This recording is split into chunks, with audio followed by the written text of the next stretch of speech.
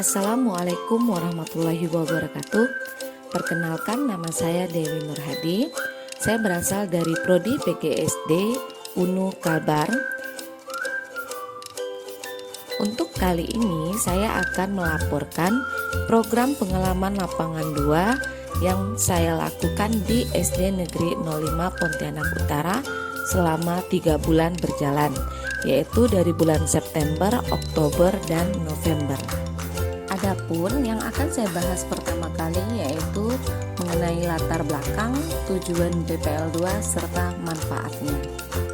Yang pertama adalah latar belakang, di mana PPL 2 ini dirancang untuk menyiapkan mahasiswa menjadi calon guru yang memiliki atau menguasai kemampuan keguruan yang menyeluruh dan terpadu, sehingga mahasiswa ketika akan menjadi guru mereka dapat mengemban tugas dan tanggung jawabnya secara profesional.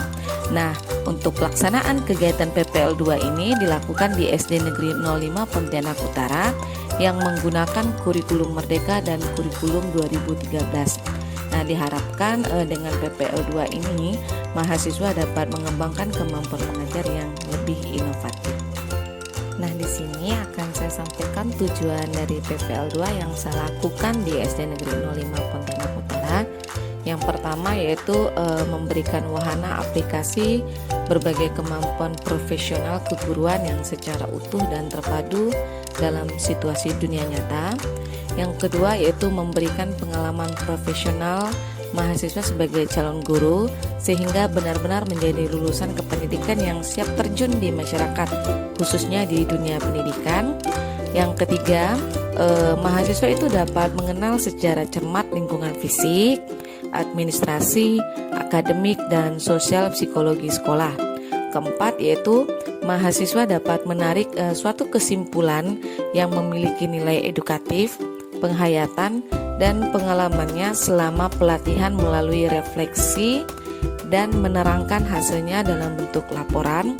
Terakhir, yang kelima yaitu adanya untuk menjalin kerjasama edukasional dengan lembaga sekolah sebagai mitra dalam penyelenggaraan Tridharma Perguruan Tinggi. Berikut adalah manfaat dari PPL 2. Yang pertama, bagi mahasiswa itu sendiri, dengan menjadikan mahasiswa itu lebih menguasai keterampilan-keterampilan dalam mengajar, kemudian menjadikan mahasiswa itu lebih menguasai kurikulum yang berlaku di sekolah dasar, di mana dari SD Negeri 05 Pontianak Utara itu ya menghimpun 2 kurikulum, yaitu kurikulum Merdeka dan kurikulum 2013. Terus mahasiswa juga dapat mengetahui kondisi secara nyata dalam pembelajaran di sekolah dasar. Nah, yang keempat yaitu menjadikan mahasiswa itu mahir dan terampil dalam mengajar. Nah, adapun manfaat bagi guru yaitu mereka dapat memperoleh pengalaman baru dari mahasiswa S1 PGSD Universitas Nahdlatul Ulama Kalimantan Barat serta dapat bertukar pikiran dengan mahasiswa tersebut. Baiklah, selanjutnya yaitu pembahasan mengenai informasi umum sekolah. Adapun yang akan saya bahas yang pertama yaitu mengenai profil, visi, misi, dan tujuan dari sekolah, terus organisasi sekolah, sumber daya manusia, serta sarana dan prasarana yang ada di SD Negeri 05 Pontianak Utara.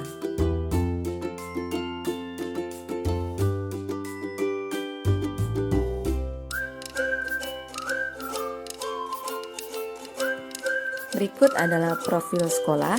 Dengan nama sekolah SD Negeri 05 Pontianak Utara, status sekolah adalah negeri, berdiri pada tahun 1977, hasil akreditasi terakhir itu adalah A, alamat sekolah di Jalan Parit Pangeran, Kelurahan Siantan Hulu, Kecamatan Pontianak Utara, Kota Pontianak. Provinsi Kalimantan Barat, yang mana hari sekolah itu 5 hari, yaitu Senin sampai Jumat, dan kurikulum yang digunakan untuk kelas 1, 2, 4, dan 5 menggunakan kurikulum Merdeka, sedangkan kelas 3 dan kelas 6 itu menggunakan kurikulum 2013. Berikut adalah visi, misi, dan tujuan dari SD Negeri 05 Pontianak Utara.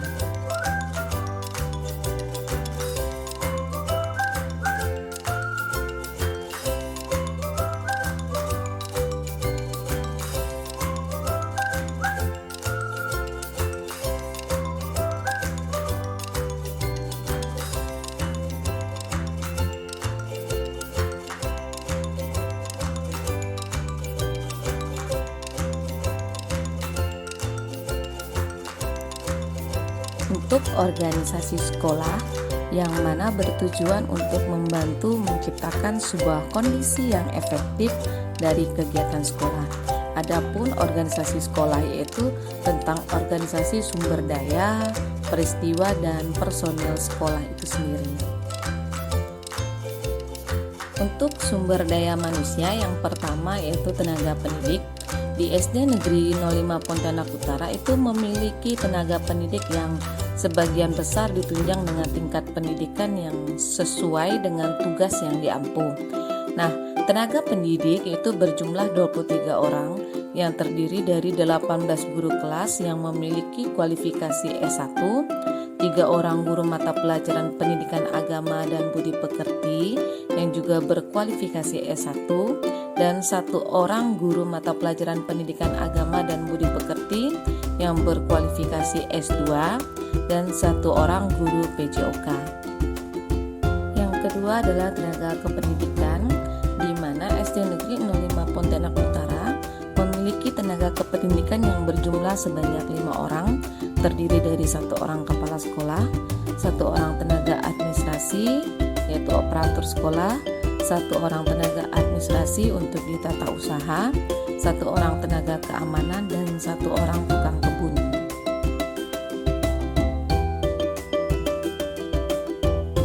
Yang ketiga adalah dari peserta didik itu sendiri, yang mana peserta didik memiliki latar belakang pada tingkat ekonomi menengah ke atas dengan sarana prasarana yang cukup memadai dalam mendukung proses pembelajaran baik itu intrakurikuler maupun ekstrakurikuler. Nah, untuk latar belakang keagamaan peserta didik yaitu ada yang beragama Islam, beragama Kristen, dan beragama Buddha. Untuk secara sosial budaya, peserta didik memiliki latar belakang orang tua yang berbeda budaya. Selain itu, minat bakat peserta didik juga sangat beragam. Untuk sarana dan prasarana yang ada di SD Negeri 05 Pontianak Utara yaitu pada daerah yang strategis di pusat pemerintahan Kota Pontianak, pengembangan ekonomi dan wilayah pariwisata dengan keterjangkauan lokasi yang mudah untuk ditempuh dengan transportasi yang ada. Terus lingkungan sekolah juga berada dekat dengan sarana kesehatan, olahraga, dan keagamaan, sehingga menjadi salah satu kekuatan pendukung dalam proses pembelajaran. Pembahasan ketiga adalah hasil kegiatan program pengalaman lapangan PPL 2 yang telah dilakukan, yaitu yang pertama menayangkan hasil pelaksanaan PPL 2 di sekolah, terus kendala-kendala yang dihadapi serta penanganan kendala-kendala yang terjadi.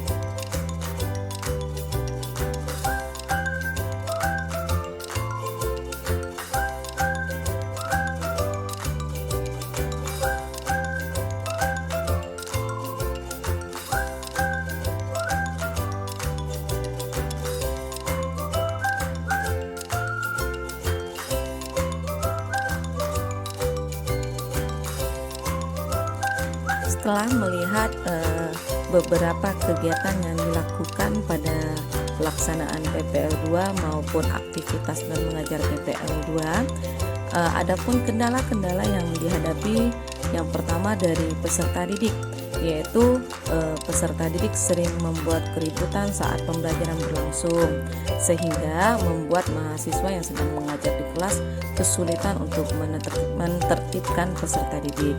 Nah, jumlah peserta didik yang terlalu banyak yaitu juga menyebabkan mahasiswa kesulitan untuk mengkondisikan kelas dengan baik, yang mana untuk kelas itu harusnya 28 peserta didik.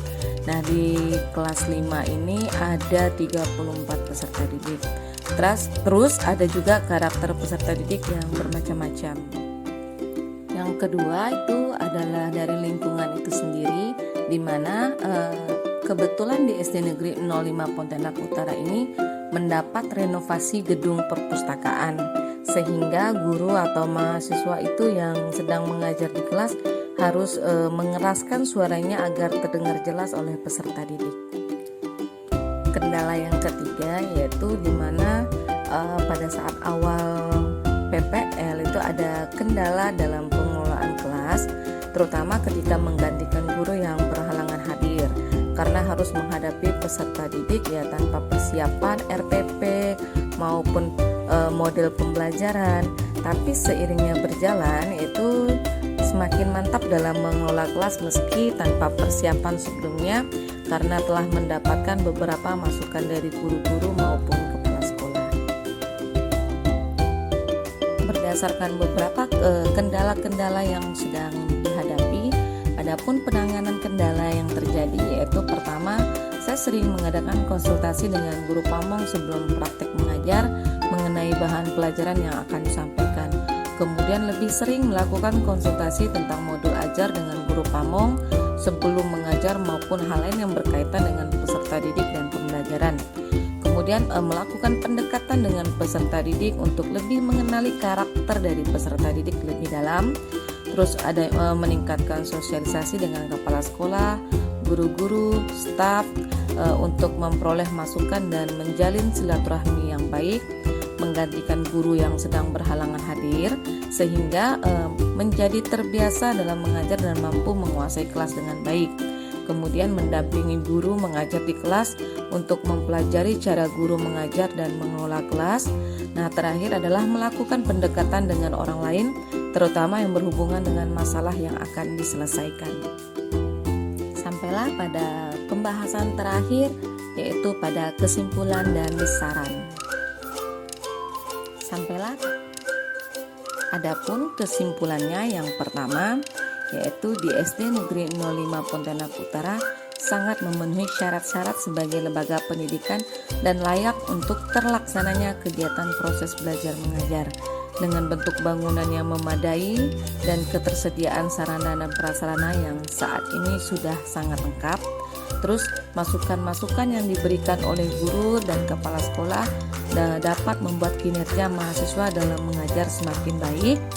Kemudian adanya kerjasama dengan berbagai pihak terkait seperti kepala sekolah, guru pamong, dosen pembimbing, serta guru-guru dapat menambah pengetahuan dan pengalaman mahasiswa dalam kepengurusan sekolah maupun proses pembelajaran yang terjadi di dalam kelas.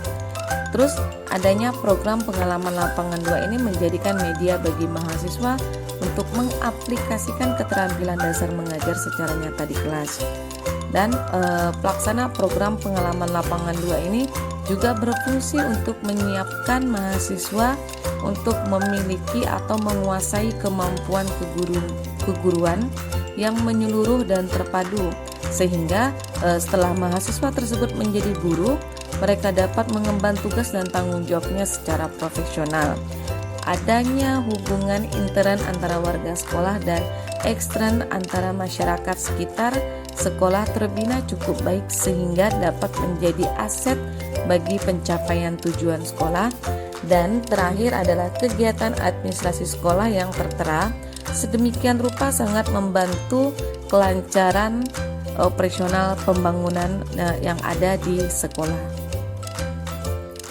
Untuk sarannya yaitu setelah melaksanakan kegiatan PPL 2 dilihat dari proses pelaksanaan belajar mengajar, yaitu yang pertama terciptanya kedisiplinan terhadap peserta didik itu perlu ditingkatkan lagi. Terus perlunya kerjasama yang baik antara guru dan orang tua peserta didik dan juga peserta didik itu sendiri.